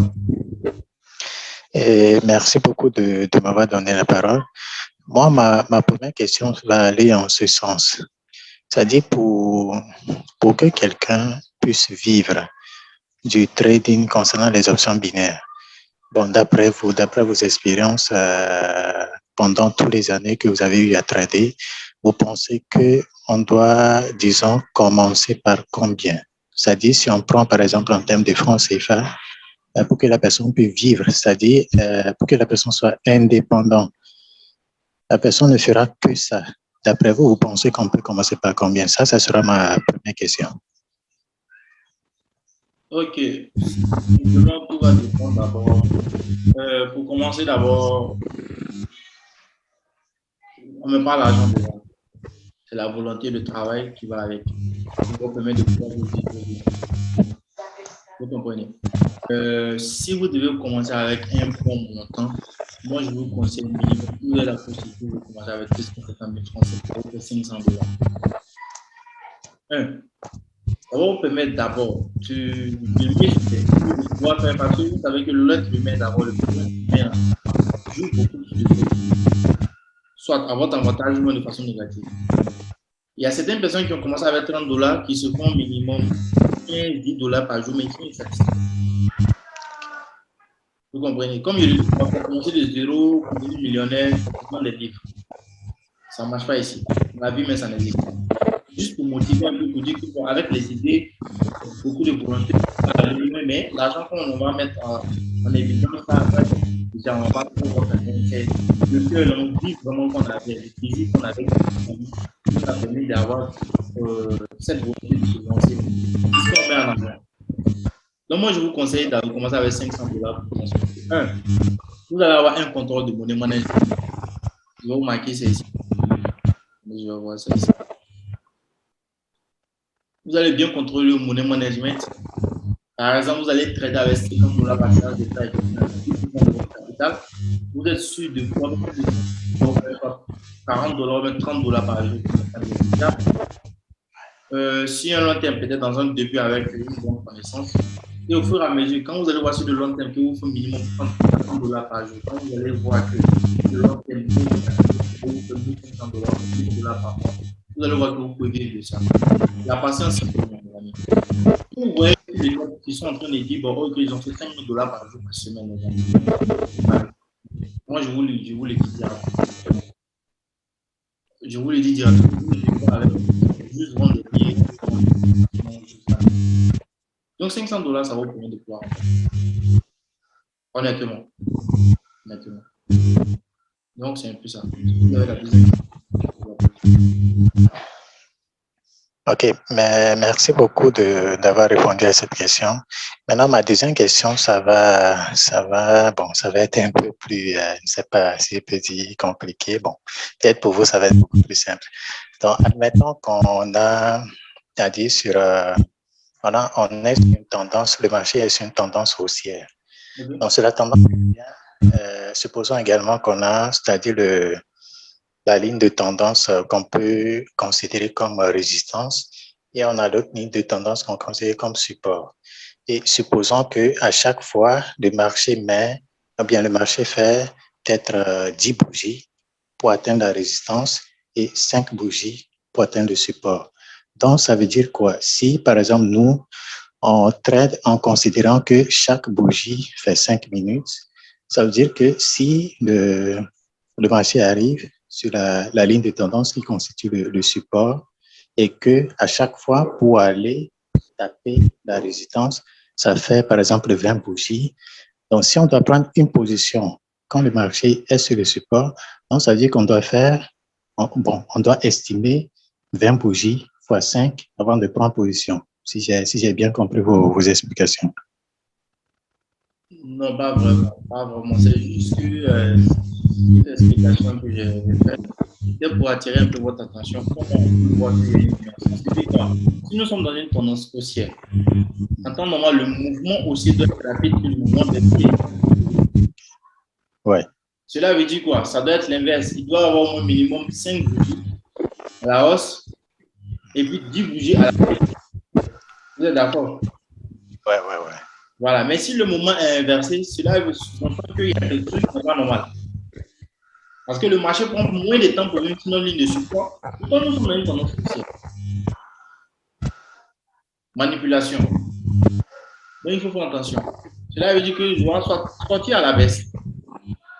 Mais à quel moment, c'est ce qu'on ne sait pas. Mais il faut faire attention. Donc, il n'y a pas de formule magique pour dire parce qu'on a compté 5. Il y a des figures patternes qui font des couleurs. Et dans cette ça nous permet de pouvoir comprendre qu'il y a manipulation et parce que nous sommes là sur quelque chose. Comment est-ce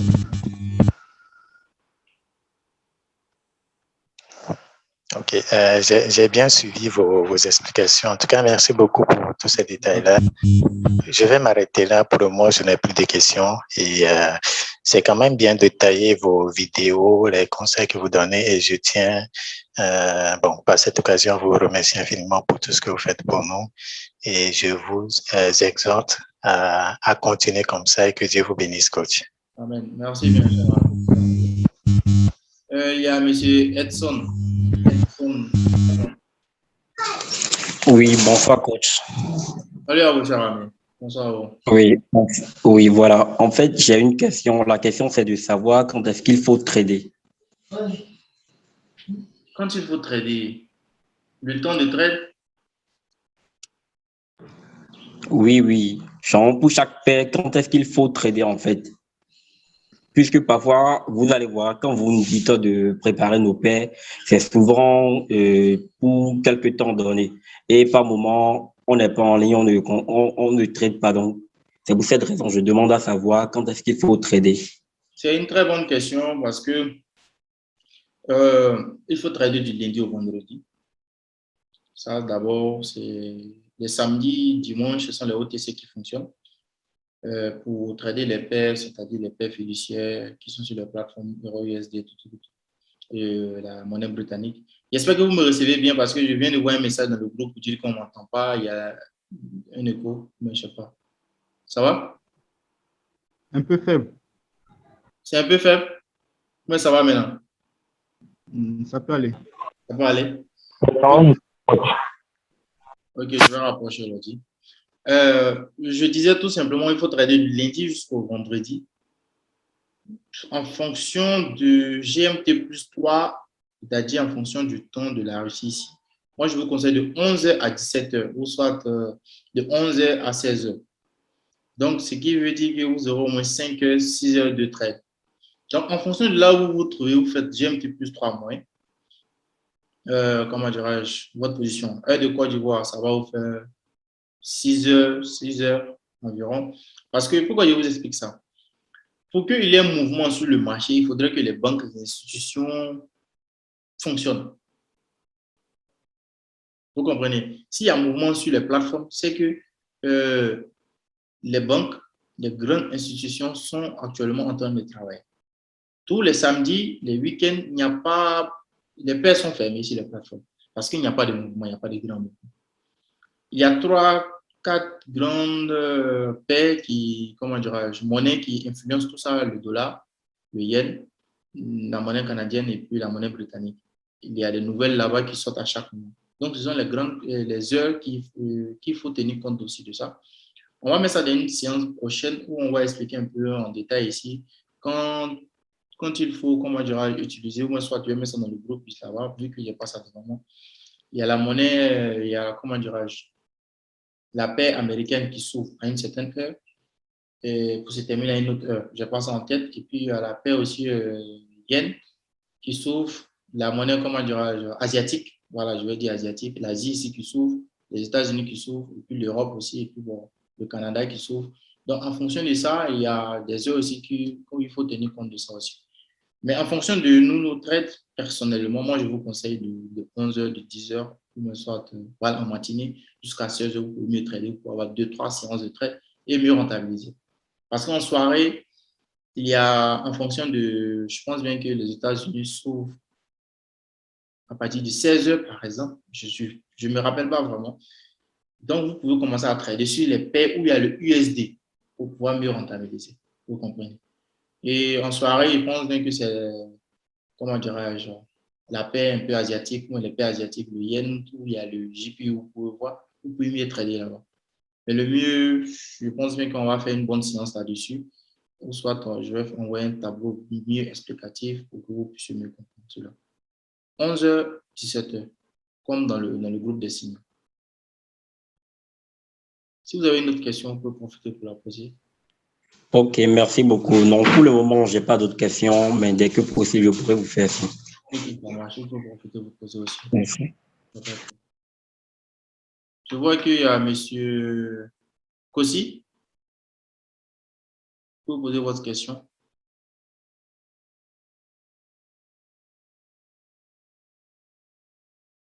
Il y a des questions, les amis. Profitez pour poser toutes vos questions. Parfois, il y a qui encore? Ok, Sabo, vous pouvez poser votre question. Oui, je voudrais savoir la différence entre les OTC là, et les personnes. Parce qu'en week-end, on a souvent tendance à les voir en action. Je voudrais savoir un peu. Ok, j'avais mis un fichier même dans le groupe là-bas qui expliquait un peu les OTC. Si vous me le permettez, je vais lire parce que moi, c'est. Au fait, les OTC, comme j'ai marqué ici, c'est un marché décentralisé, c'est tout simple. Voilà, où il n'y a pas d'intermédiaire entre les acheteurs et les vendeurs. Pourtant, sur l'autre marché, vous allez voir que vraiment, il y a des intermédiaires. Et puis, le OTC, c'est là-bas, on traite en fonction de, comment dirais-je, en fonction de nouvelles. Il n'y a pas assez d'influence là-bas. Et puis, le risque est plus élevé que sur les paires normales. Et on peut se faire plus de rendement aussi là-bas que sur les autres paires parce qu'il n'y a pas d'intermédiaire. Plus il y a des intermédiaires, plus vous êtes obligé d'attendre avant de négocier. Vous comprenez? Donc, sur les OTC, il y a beaucoup de flux. Il y a beaucoup de flux pour se faire de l'argent, comme aussi il y a beaucoup de risques aussi pour faire de l'argent parce qu'il n'y a pas vraiment de fondement qui nous permet de pouvoir au moins se lancer ou moins soit avoir un bon capital de pouvoir rentabiliser. Ici, c'est marqué sur les paires ordinaires. On a un marché centralisé qui est bien organisé et puis il y a les intermédiaires. Un marché qui bénéficie de forte liquidité aussi, qui reste ouvert et continu, ce qui permet d'intervenir et effectuer des transactions à tout moment. Donc, pour moi, de façon plus simple, même en laissant ce fichier, je pense bien que ce qui permet de pouvoir prendre des positions, il se base aussi sur ce que les paires ordinaires font, pour pouvoir aussi créer aussi des bougies, des positions, mais ils ne sont pas basés sur une bonne fondation comme les paires ordinaires. En fonction des analyses fondamentaux, des analyses fondamentales, on ne peut pas utiliser aussi les OTC là-bas. Vous comprenez? Les analyses fondamentales nous permettent seulement de pouvoir trader sur les paires ordinaires, l'euro, le dollar, le USD. Les OTC simplement en fonction des analyses techniques. Donc là-bas, vous êtes confronté à plus de risques et pas assez de liquidité aussi, mais vous pouvez faire plus de rendement. Vous comprenez? Voilà ce que je peux vous dire. Et puis, faites attention beaucoup à les OTC. Je vous conseille de bien vous tenir quand vous êtes en train de trader sur les OTC. Parce que ça n'est pas assez logique. Merci beaucoup, coach. Je vous en prie. Je vois qu'il y a certains mecs qui sont levés. OK. S'il y a des questions, profitez, vous allez les poser parce que dans peu de temps, on va boucler un peu la séance. Que ce soit individuel, que ce soit sur la formation qu'on vient de faire, profitez, vous allez les poser automatiquement.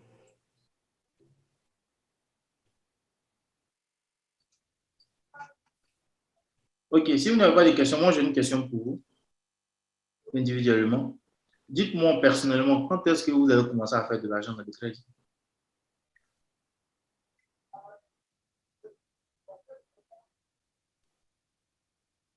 vous pouvez ouvrir votre micro et puis répondre. iPhone, vous avez ouvert votre micro. Je ne sais pas c'est qui. Cher ami.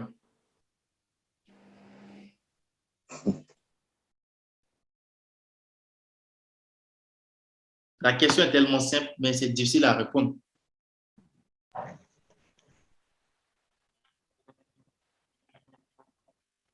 Ok, il y a quelqu'un qui a répondu dans le chat, il ne gagne pas encore. Ok, Vlad, je vous écoute, Sanogo.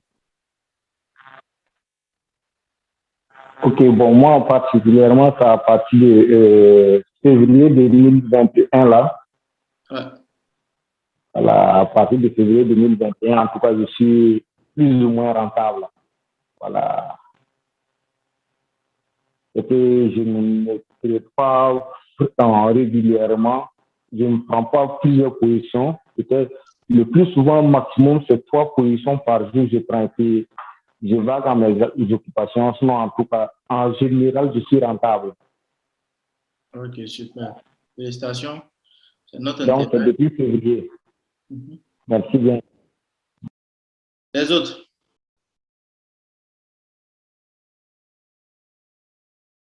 Ok. Au fait, cette question, je la pose à chaque mois. N'ayez pas peur de répondre. Vous savez que tout ce qu'on a, c'est parce qu'on a décidé. Tout ce qui nous arrive, là, on est victime, on est responsable de tout, les amis. Je pose cette question s'il y a des volontaires pour profiter, pour expliquer, pour exposer vos problèmes en même temps. On va voir comment on peut résoudre. Si vous voulez faire de l'argent, décidez dès maintenant. N'ayez pas peur de vous investir, n'ayez pas peur de vouloir faire de l'argent. Je la pose parce que je sais qu'elle est très, très pertinente. Elle est très, très... Parce que ceux qui s'élèvent et ceux qui disent que vraiment, on va faire de l'argent, je vais faire de l'argent, on va faire de l'argent, ces personnes arrivent à faire de l'argent dans le trading. Il faut décider et puis ça va aller. C'est la parole. Parce que la parole, quand vous dites, vos actions doivent suivre. Vous êtes tous croyants ici, les amis. N'ayez pas peur de tout ce qui est sur le marché. C'est parce que vous voyez que s'il y a des personnes qui ne font pas de bons rendements, c'est parce que dans leurs entourages, ou soit ils ne sont pas bien entourés, ou soit vous ne voulez pas, vous ne devez pas, comment dirais-je, vous entourer des personnes qui n'ont pas la même vision que vous. Pour mieux s'en sortir, il faut s'associer avec des personnes qui ont les mêmes ambitions que vous. 2, 3 personnes qui sont ensemble, qui traitent ensemble. Une idée, une tête. 2 idées, 2 têtes. 3 idées, 3 têtes. Plus vous vous associez ensemble, plus vous avez beaucoup de force pour aller de l'avant. N'ayez pas peur. N'ayez pas peur surtout de l'argent, les amis. N'ayez jamais peur de l'argent. C'est juste du matériel. Ayez confiance en vous. Venez vous asseoir. Dites-vous que si vous êtes en vie, vous tradez, vous avez envie de trader, vous avez envie de faire de l'argent, vous allez le faire. Plus vous avez le doute en vous, plus vous allez perdre votre argent. J'ai vu un commentaire tout à l'heure, j'ai posé cette question, il y a un gars qui a dit jamais. Adams, croyez en vous, les amis. Oui, coach. Oui, ouais, j'ai jamais tradé, hein. Et je voudrais profiter aussi pour demander, est-ce qu'on peut vivre, est-ce qu'il y a des gens qui vivent uniquement que du trade? Est-ce que c'est possible? Uniquement, cela va dépendre que cette personne n'est pas ambitieuse. Comme on dit souvent, l'argent ne suffit pas. Vous comprenez? Le trading peut vous aider à décoller et puis vous commencez à investir dans d'autres choses. Si je dois répondre, par exemple, de mon cas, sur mon cas, moi, je ne vis pas uniquement que de trading, j'ai d'autres entrées, d'autres activités. Mais le trading, c'est la base, c'est la fondation, c'est ce qui me permet au moins d'avoir certaines choses. Et puis, bon, ça me plaît déjà. J'aime bien faire cette activité. Donc, je peux trader à n'importe quel moment quand je veux. Parfois, je ne trade pas parce que j'ai d'autres occupations. Mais pour arriver là où je suis, où nous sommes, et nous ne sommes pas encore arrivés là où on veut, même, mais où nous sommes en chemin, c'est qu'il faut toujours travailler. On continue de toujours travailler. On achète des livres, on se forme toujours personnellement, individuellement, parce qu'on a déjà certaines bases. Et grâce à cette base, nous sommes à ce niveau. Vous comprenez? Voilà, donc le mieux, c'est d'abord, pour certaines personnes, quand ils veulent venir apprendre le trading, c'est dire qu'ils vont venir faire de l'argent en une semaine, ce n'est pas possible, les amis. La connaissance est le meilleur cadeau que Dieu a donné à l'homme. Quand vous connaissez, mais quand vous vous réveillez le matin, on voit pullback ici, vous dites non, il ne faut pas prendre cette position. Si vous voulez faire de l'argent dans le trading et puis vous n'avez pas encore commencé à rêver aux prises de position, c'est que vous êtes encore loin. Parce que nous avons traversé cela. Où tu dors et puis tu vois que tu es en train de prendre des positions dans ton sommeil. Cela veut dire qu'il faudrait que votre cerveau soit noyé du trading. Il faut avoir ce désir-là, par exemple. Ce n'est pas pour vous faire peur, mais c'est-à-dire qu'il ne faut pas mettre un pied dans le trading et puis un autre pied avec la peur. Il faut s'engager. Rien n'est facile sur cette terre. Et si vous ne vous investissez pas honnêtement bien dans le trading, soit vous êtes victime, ou soit vous profitez. Ceux qui ont vu le Bitcoin exploser ici, d'autres personnes ont profité, certaines sont restées victimes. Il n'y a pas de « je n'ai pas investi dans une neutre », ce n'est pas possible. Soit tu es victime ou soit tu profites. C'est un peu ça. Question, les amis? Merci, coach. Je vous en prie. Bon, je pense bien qu'il n'y a plus assez de questions. Je vois qu'il y a quelqu'un qui a laissé le message dans un groupe qui vient d'arriver. Bonne arrivée, cher ami. On va se donner rendez-vous pour une séance prochaine. Et je fais un rappel. Il y a la formation qui est là, que vous pouvez nous contacter. Ceux qui veulent partir loin dans les séances individuelles personnelles. On aura l'occasion même de faire ce genre de séances, peut-être 1 ou 2 fois par semaine, chaque 2 semaines, en fonction de notre disponibilité. Parce qu'actuellement, nous avons un grand groupe, c'est-à-dire une grande quantité de personnes qui veulent se faire former individuellement, parce qu'ils ont vu un peu comment le trading se passe, tout ça. Avec les explications qu'on donne aussi dans nos séances de formation. Malgré sur YouTube, beaucoup de personnes ont beaucoup de retours positifs, disons. Donc, on voit que vraiment, on évolue. Donc, les amis, venez, on va évoluer ensemble avec la formation SAP Trading qui est disponible. Vous allez bénéficier de nos coachings individuels, de fichiers, d'une assistance. Voilà, je ne dis pas son nom. Donc, je vous conseille de bien réfléchir et n'hésitez pas aussi, sinon pas YouTube, vous allez profiter, vous allez bénéficier de tout ce qu'on fait personnellement. Il y a le groupe aussi, Telegram aussi qui est là, vous pouvez intégrer pour prendre le signal. C'est du lundi au vendredi. Voilà. C'est moi-même personnellement qui donne les signaux et vous allez prendre les meilleurs signaux. Depuis le lundi, je pense que ça va déjà 2 semaines, nous sommes déjà en plus. Voilà, à chaque semaine, on fait, un résumé. Chaque jour, vous allez voir qu'on fait un résumé aussi. Vous allez voir que depuis qu'on traite le jour où on n'a pas fait de plus, je pense bien que on a fait 4 plus 3 mois. Voilà, les autres, nous sommes à plus de 80%, 75% de plus. Donc, venez, on va profiter, les amis. On va travailler ensemble. Individuellement aussi, on va travailler. Si vous avez des questions, n'hésitez pas à mettre dans le groupe et on va travailler. Je vous souhaite une excellente soirée. Passez une excellente soirée. Que Dieu vous bénisse tous. Et merci bien. Merci beaucoup. Sneb, bonne arrivée. Merci. Ah, Ouais, merci.